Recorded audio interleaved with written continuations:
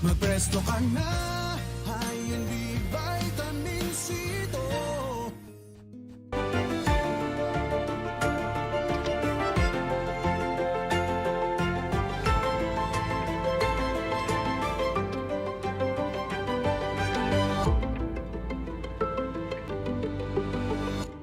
Moro has been in Dragon Ball Super for the last 7 chapters, and the way it's going, this is the biggest genocide of Universe 7's history. The amount of planets that are getting destroyed, it's more than Kid Buu, it's definitely more than Frieza. Moro is on a complete rampage, and since Goku and Vegeta are off training to try and stop him, no one is there to contest him at the moment. So what we have is this massively overpowered guy in Moro with a bunch of henchmen, and his army makes Frieza's army look tiny. It's another level of tyranny. Moro has guys scouting out planets for him to absorb, and eventually the idea was that because Goku and Vegeta are out of the picture at the moment, Moro would make his way to Vampa to try and absorb the power of that planet, only to come across Broly. That still would be a cool idea, because aside from Goku and Vegeta, Broly is the only one who could contest Moro in raw power. But Toyotaro has decided to take the story in a bit of a different direction. A very critical direction. This is a big move. Some of Moro's henchmen arrive here on Earth, and they come across Piccolo. Now this is pretty cool. Piccolo's out here surprising these guys because they didn't think Earth had such strong guys, but Piccolo makes these guys look really weak, and it's really cool to see that, even if it's only a very small part of the story.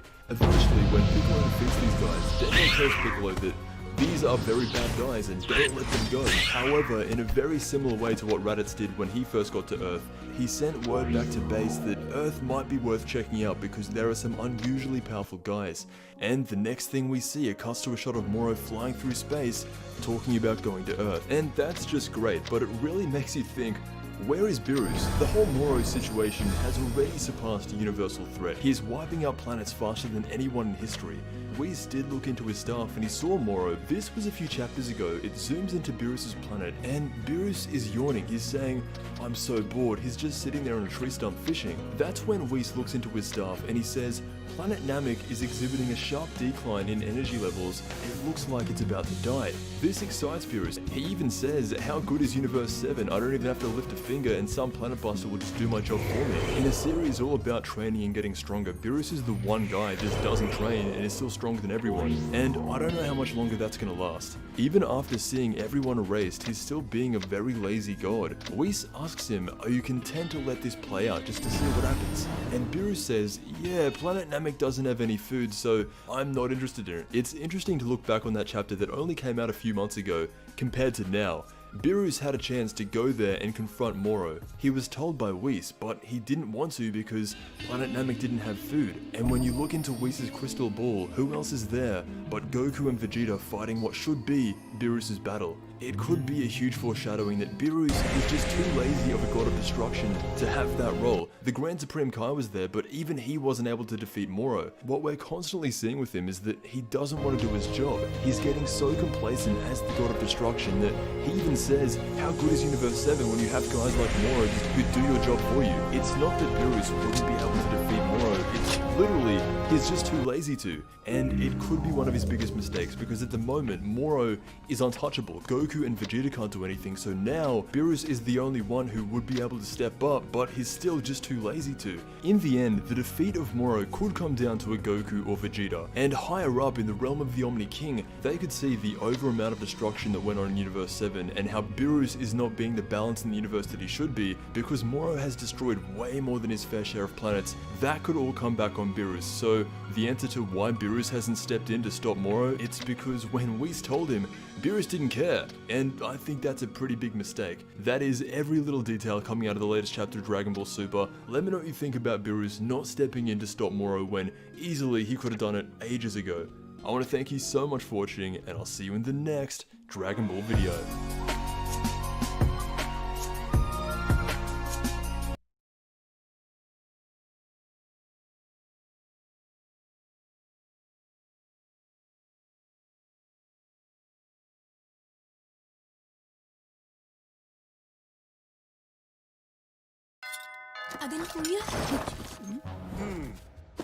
Things heating up? Get in the cool zone. Nivea Men Cool Kick with negative 10-degree icy cool feel and lasting sweat and odor protection. Get in the cool zone. Nivea Men Cool Kick.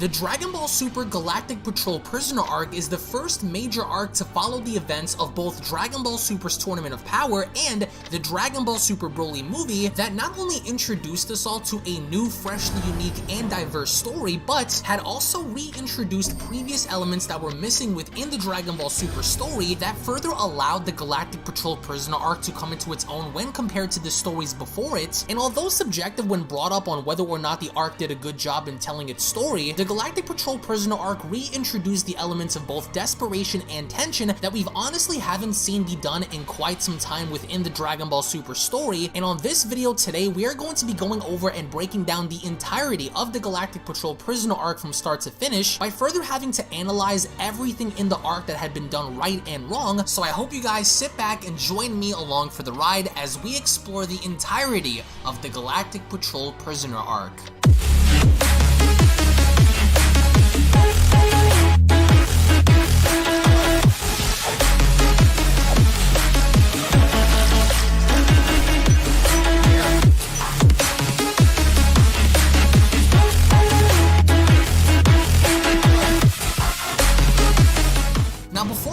Any further into this video, if you are new to the channel and of course have a love and passion for all things Dragon Ball and anime related and want to be kept up to date with everything in regards to Dragon Ball, the Dragon Ball Super manga, and everything involving the Dragon Ball IP, then I do encourage you guys to go on over and smash that subscribe button and turn on all notifications to never miss a single video on this channel, as well as giving this video a big thumbs up by slapping that like button down below if you guys are simply stoked, ready, and excited to see what the future holds in regards to the Dragon Ball franchise.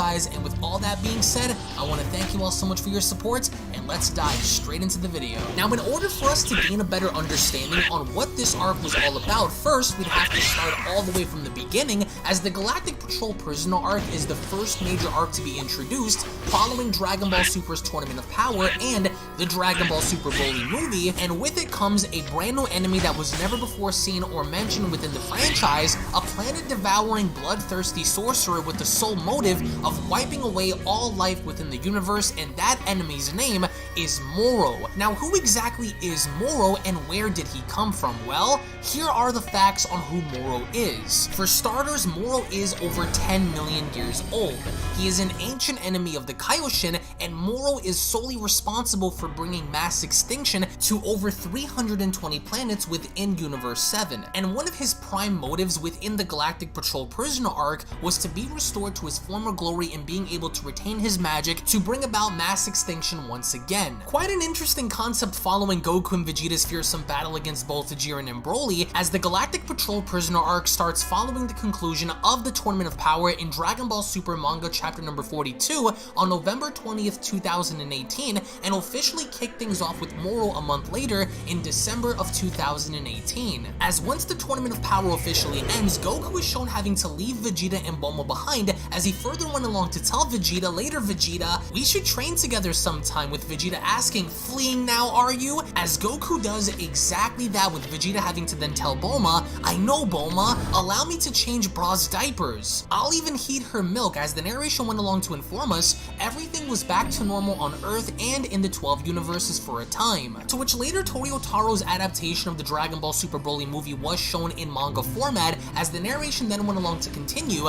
except for the fact that Frieza had been revived. The next spot of trouble caused by Frieza is a tale for another time. Suffice it to say, our two Saiyans emerged from those events stronger than ever. And although some time has passed since Goku had initially left Earth, as soon as Goku comes back, that's where the story kicks off, because the second Vegeta puts into question as to where Goku had gone, Goku kind of alludes to Vegeta that he knows exactly where he had been, but right off the gate when Goku winds up asking Vegeta if they're actually going to go on through and begin their training, with Vegeta having to then tell Goku that of course he's down to train, but he doesn't want to do it anywhere around the neighborhood, so Vegeta suggests for him and Goku to go inside and continue their training inside the gravity room. And eventually that's exactly what Goku and Vegeta do, and as they're shown having to spar inside, Vegeta went along to ask Goku, so what happened with your Ultra Instinct, with Goku responding, nothing much, haven't really pulled it off since the tournament. Huh, Vegeta responds, so you can't tap into it at will.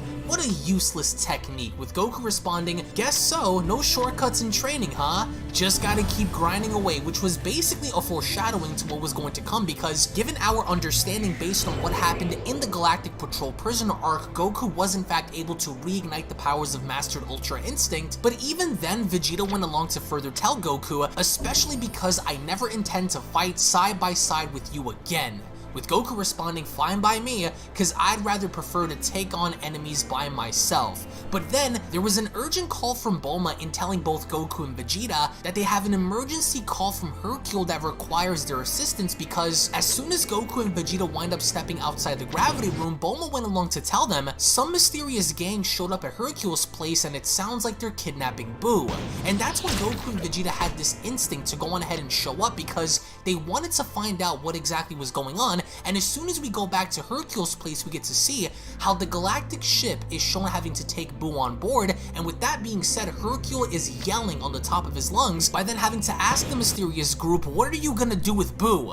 I swear if you take him from me. But the group really isn't paying attention as they continue to load Boo on board, and that's when Hercule decided to slowly pull out his gun from his shirt and having to then comment, no choice. This counts as self-defense. Eat this. But the mysterious galactic patrolman known as Maris winds up pulling out his gun, and as quickly as Hercule shot at Maris, what Maris winds up doing is Maris winds up shooting at the bullet that was making its way towards him, with Maris having to tell Hercule, as I was just attempted to explain, we are, but then that's when Goku and Vegeta wind up showing up, with Hercule having to be so happy that Goku and Vegeta have finally arrived, and with Goku then having to put this into question and further having to ask the mysterious gang as to what they're doing, the mysterious galactic patrolman known as Maris immediately recognizes both Goku and Vegeta by having to say their names, but he doesn't just say their names in the form of a question, but instead, he also goes on to comment, the Goku and Vegeta? Because it would only appear as if Maris had heard and knows exactly of who they are, but Goku's not chancing it, and what he winds up doing is he winds up teleporting and using his speed to swipe away at the Galactic Patrollers reeling in Boo, which of course wasn't in Maris's plans to begin with, so what Maris winds up doing is he ends up noticing that Goku could be problematic as well as possibly Vegeta, as he went along to comment, it seems you leave me with no choice. And as quickly as Goku is making his move, that's when Maris winds up speed blitzing right behind Goku, to the point where Goku couldn't even see how fast Maris had moved, and that's when Maris quickly drew his gun and shot Goku from behind, completely knocking him out post-TOP and post-Dragon Ball Super Broly, mind you, with one single Ray Blast. And as soon as Goku goes down, Vegeta and Hercule are absolutely baffled, because normally enough, it doesn't just take one gun to bring Goku down so easily, so something was up with Maris Maris that sparked the interest of not only Hercule, but Vegeta as well to take this into account. But before Vegeta could make any move of his own, what Maris winds up doing is he winds up speed blitzing behind Vegeta, pointing his gun directly at him by then telling him, "I'm sorry, but you're taking a short nap too." And that's when Maris winds up also knocking out Vegeta in effortlessly having to take down two of Universe 7's most powerful warriors with just one single blast. And with Hercule having to panic, that's when Maris went along to tell Hercule, "They will aid our cause. I'll explain everything to them back at HQ." And with Set your alarms for 7/7 Lightning Flash Hour. Enjoy 7 peso deals and more from 12 noon to With Maris then taking his leave, it's as clear as day that they have managed to claim the objective, which was obtaining Majin Buu, but at the same time, as an added bonus, they also have now acquired Goku and Vegeta. And with Jocko shown on the ship trying to wake up Goku by having to cry out, "Yo, Goku, hey, talking to ya. Wake up, Goku!" That's when Goku winds up waking up and having to ask what happened, where is he, and that's when Jocko went along to tell Goku, "Sleeping like a baby. Our stun guns pack a punch, huh? Not sure why he brought you two when Majin Buu would have been enough." And with Goku having to ask, "Brought? Where are we?" That's when Jocko went along to further inform Goku and Vegeta that they have reached the HQ for the super elite organization known as the Galactic Patrol. Galactic Patrol, you say? Vegeta says, as they are only then greeted by the same guy that literally just knocked them out on Earth, known as Maris, as he went along to tell them, "I apologize for getting rough with you. You didn't seem to be in any mood to listen to reason, so..." But that's when Goku asks about who he is, with one of the elite members having to tell Goku, "As our #1 elite agent, Maris here manages 104 sectors." Which when Goku asks Jocko about how many sectors he watches over, Jocko goes on to tell Goku 3. And with Vegeta putting this into question, he then asks, if he's so elite, what does he need from Majin Buu? With Maris responding, "Right, due to our negligence, a dastardly criminal has broken out of the galactic prison. To recapture this villain, we require the assistance from a certain individual." "And who's that?" Goku says. "Spit it out already," Vegeta utters. And that's when Maris tells them, "Someone who slumbers within your Majin Buu, the Great Lord of Lords." So Dragon Ball Super Manga chapter number 42 sets up the narrative that this mysterious person known as Maris, who in fact governs 104 sectors, had come to Earth for the sole reason of acquiring and obtaining Majin Buu for the sole purpose of pulling out the Grand Supreme Kai from Majin Buu and using his assistance to take down this incredibly powerful criminal. But this is where we begin to explore more of the history between Moro and the Kaioshin during Dragon Ball Super Manga chapter number 43, as we then go back 10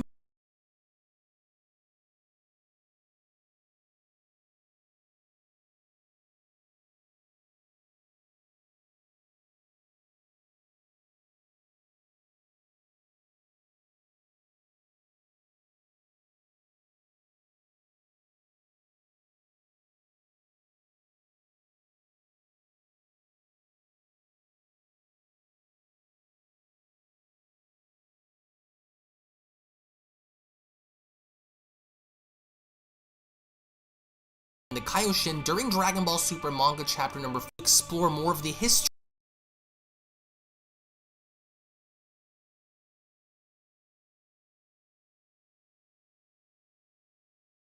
between Moro and the Kaioshin during Dragon Ball Super Manga chapter number 43, as we then go back 10 million years ago, where we first got to see the Grand Supreme Kai and the South Supreme Kai in a battle for their lives, as of course we then bear witness to how difficult it was for the Grand Supreme Kai and the South Supreme Kai to combat Moro during that era, as every single time either one of the Kaioshins attempted to do something against Moro, Moro would either wind up throwing rocks at them or doing something to put them in a position to where they had absolutely no hope in defeating him. And as of course we get to see how one of these giant rocks crashes down on the Grand Supreme Kai, the Southern Supreme Kai went along to shout his name, but the Grand Supreme Kai was so ahead of his own time where he was able to hold his own, as of course the others weren't. And with the Kaioshin then having to be shown exhausted, he then uttered, "Phew, that was close," with the Southern Supreme Kai stating, "Unbelievable, attacking us with actual comets." Because that was exactly what Moro was doing, was using his energy to grab onto the surrounding asteroids and the surrounding comets and using them as a means of weaponizing them. But interestingly enough, during that era was the first time where we actually got true extent of what Moro was capable of, because as soon as he went along to notice a nearby planet, what he ends up doing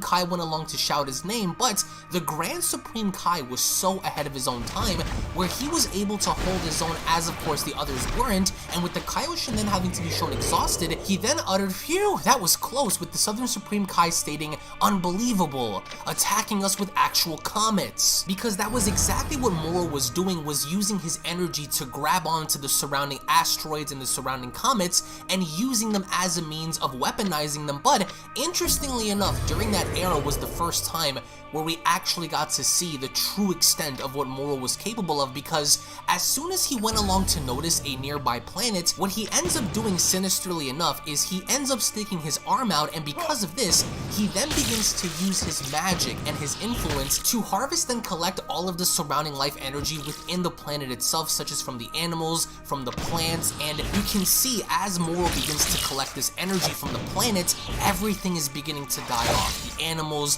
the plants, and what was once considered to be a habitable and life-filled planet is then left lifeless by the end, because after Moro had proceeded to collect and garner all of the energy from the planet, what he ends up doing is condensing all of this in the form of a massive energy ball next to him. As the Southern Supreme Kai uttered, he destroyed another planet. And being the fact that this energy ball was beginning to get bigger and bigger and bigger, what Moro ends up doing is he clenches his fist in condensing this massive energy ball to become small enough in order for it to fit within the palm of his hand. And as Moro begins to then dangle this small little energy blast above his finger, he further goes on to demonstrate the fruits of what he can do by then having to consume this energy ball, and from there get stronger as an end result of having to collect all of the energy from this planet. And after having to witness this firsthand, the South Supreme Kai went along to shout, "He ate it!" Is he absorbing the planet's life energy that way? And as soon as Moro then begins to get stronger by feeling what this power had done to him, he quickly extends his arms by unleashing lightning all around this planet, all around the surrounding environment, and having to rain down on the Supreme Kais. And because of this, once Moro begins to then settle on down, the Southern Supreme Kai went along to comment, "Absurd! I think he's just gotten even stronger," with the Grand Kai responding, "Damn it, we can't win," because now they're beginning to understand just how dangerous and powerful Moro can be, as over out in the distance we get to observe how the Galactic Patrol are beginning to witness this battle go down, as one of the agents went along to comment, "Planet Eater Moro. He's been charged with the destruction of the Igari star system and bringing about mass extinction on 320 planets. The villain as mighty as they say," one of them responds. "Yes, a terrifying foe indeed. In all honesty, there's nothing we can do. Let's just leave this to the Lord of Lords and keep an eye on things." Agreed. And that's when they wind up leaving and having to comment maybe from a little further away, because they know now that Moro has become so dangerous that they simply can't afford to be around this environment any longer. And the minute we get to see how Moro touches back down, the Southern Supreme Kai went along to tell the Grand Kai, if his power grows any further, we'll be helpless to resist. If only we can do something about his magic. And that's when the Grand Kai responds, "I've got no choice. I'll use my god power to steal his magic." "Huh?" the South Supreme Kai asks. "Does such a technique exist?" "I created it," says the Grand Kai. "I had a feeling it might come in handy one day. It's far too dangerous to teach anyone else." So the Grand Kai's plan here is to try and use the god power he has to take away Moro's magic while he still has the chance to. And as the Grand Supreme Kai then goes on to put his hands together in using his god power to take away Moro's magic, the Grand Supreme Kai screams, "Great Lord of Lords! You mustn't put so much of your strength into it." And that's when the Grand Kai shouts, "Kai Mat!"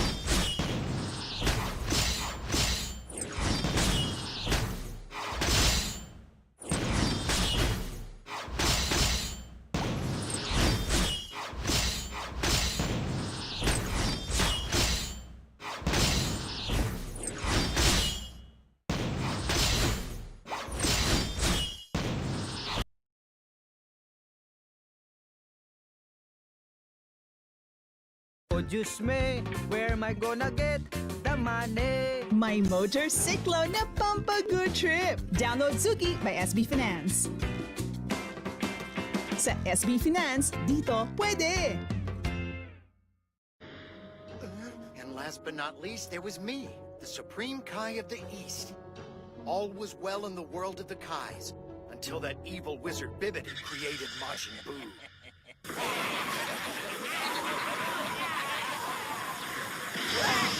Yes, that's it, my child. Boo! Destroy them all!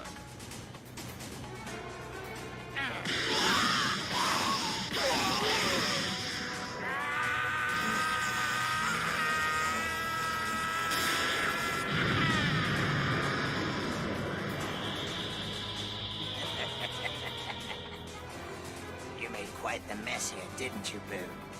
It's so lovely.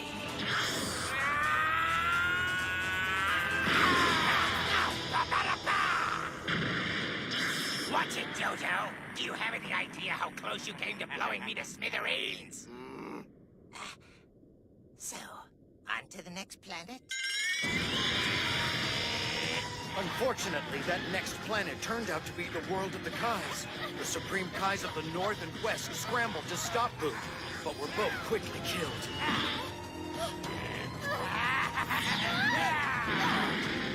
Wait. You're a Supreme Kai? You barely put up a fight against Majin Buu.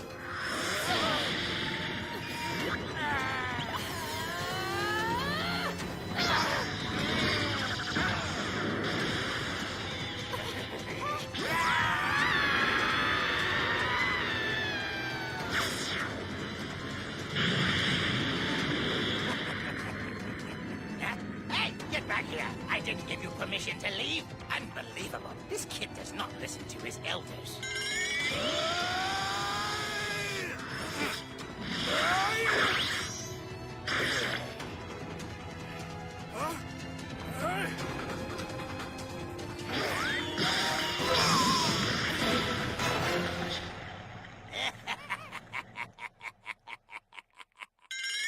No! This has to be some awful nightmare! He killed 2 Supreme Kais!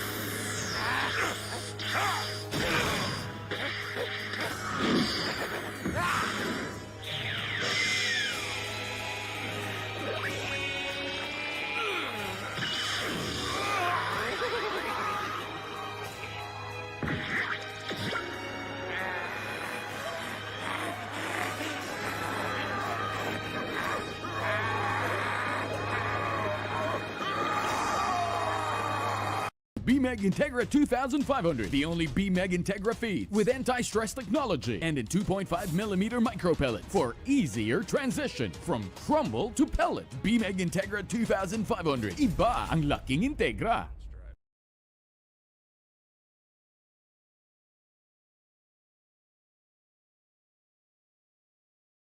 So I'm not going to waste any of your time here. We've covered Frieza, we've covered Cell in the transformation guide. We have a lot to talk about. So let's just get right into every single transformation of Majin Buu that we've seen in Dragon Ball explained in the transformation guide right now.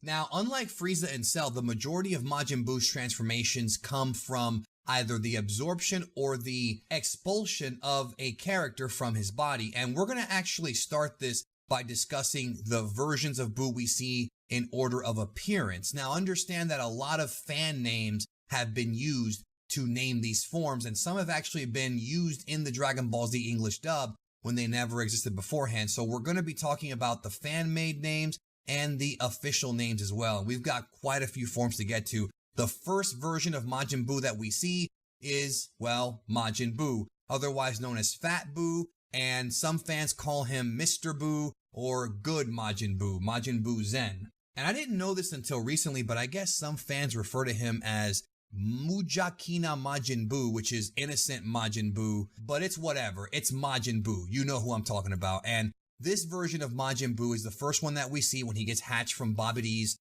big sort of egg thing or whatever you want to call it, his weird embryo. He is somewhat of an innocent character in that he's clearly being manipulated by Babidi. He doesn't really understand the difference between good and evil or what's right and what's wrong. He's a very sort of confused, childlike character.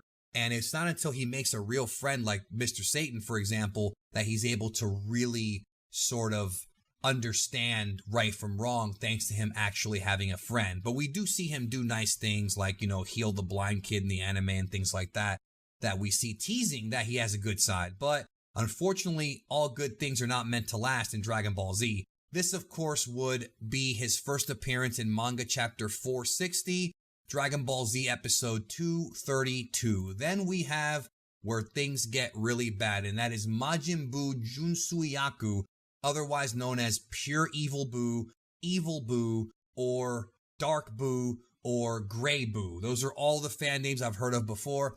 This version of Majin Buu ends up being born when all of the anger from inside of Majin Buu is expelled out.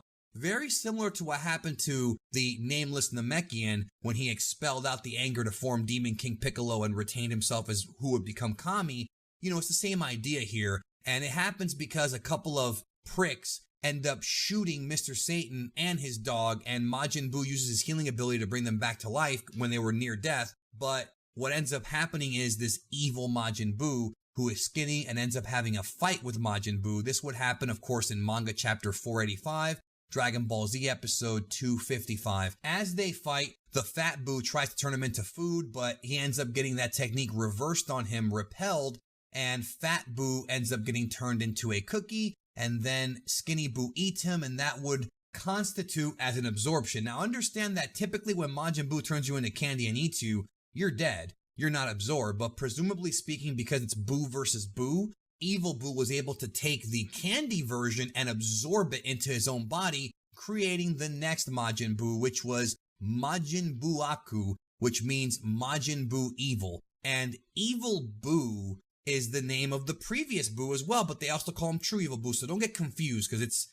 a little weird. But one thing you should be aware of is that this version of Buu, Super Buu, that is not a fan name at all. Super Buu is what this character was called in the Dragon Ball Z fighting games, starting with Dragon Ball Z Ultimate Battle 22. They call him Super Buu in that game. So it's not a fan-made name at all, but most fans refer to him as Super Buu, even though he is evil Majin Buu. But the gray one was also evil, so it gets confusing. Super Buu is an easier name to remember anyways, but this version of Buu is significantly stronger than Fat Buu and the Skinny Buu. This guy was able to battle Gotenks in Super Saiyan easily. He survived Super Saiyan 3 Gotenks, even though it seems like Gotenks could have probably beat him if they had more time. He wipes out everyone at the Kami's Lookout. I mean, the dude is just a beast. He first appears in manga chapter 485 and Dragon Ball Z episode 255. This Buu is sort of buff, but not insanely buff. He's in pretty decent shape. He has no neck, or at least not much of a neck, a very thick neck, which he cracks a lot, it seems. But not only ends up eventually killing everybody except for a